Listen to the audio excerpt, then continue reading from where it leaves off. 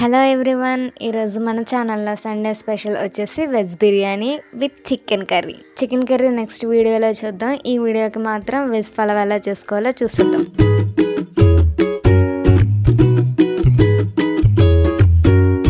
ముందుగా ఒక బౌల్లో 2 గ్లాసుల వరకు రైస్ని వేసి బాగా శుభ్రంగా కడుక్కొని అరగంట సేపు నాననివ్వండి. నేనైతే ఇక్కడ రోజు రైస్కి యూస్ చేసే రైస్ యూస్ చేస్తున్నానండి. మీ దగ్గర బాస్మతి రైస్ ఉంటే దాన్ని కూడా యూస్ చేసుకోవచ్చు. మీకు ఈ డీటెయిల్డ్ రెసిపీ కోసం ఎక్కడ స్కిప్ చేయకుండా అయితే చూడండి, అప్పుడే మీకు బాగా అర్థమవుతుంది. అలానే మన ఛానల్ కూడా సబ్స్క్రైబ్ చేసుకుని సపోర్ట్ చేయండి. మనం సింపుల్ వెజ్ ఫాలో చేస్తున్నాం కాబట్టి నేను ఇక్కడ ఎక్కువ ఏం వెజిటేబుల్స్ వేయట్లేదండి. ఇప్పుడు ఒక లోతు గిన్నెలో 3 టేబుల్ స్పూన్ వరకు ఆయిల్ వేసుకొని స్క్రీన్ మీద కనిపిస్తున్న బిర్యానీ స్పైసెస్ అన్ని వేసుకొని అరోమా వచ్చేంత వరకు బాగా వేపుకోవాలి.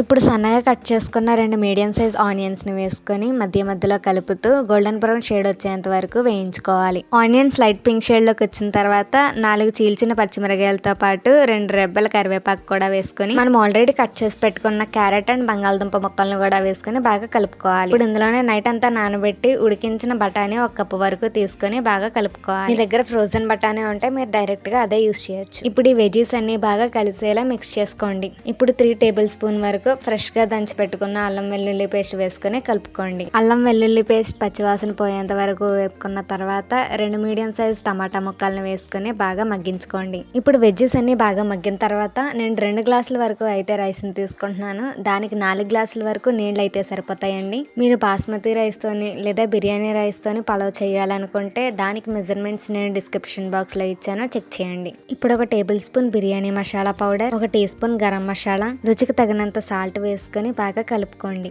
ఇప్పుడు 1 గుప్పెడు పుదీనా ఆకులు వేసుకొని మూత పెట్టుకుని వాటర్లో బుడగలు వచ్చేంత వరకు మగ్గనివ్వాలి.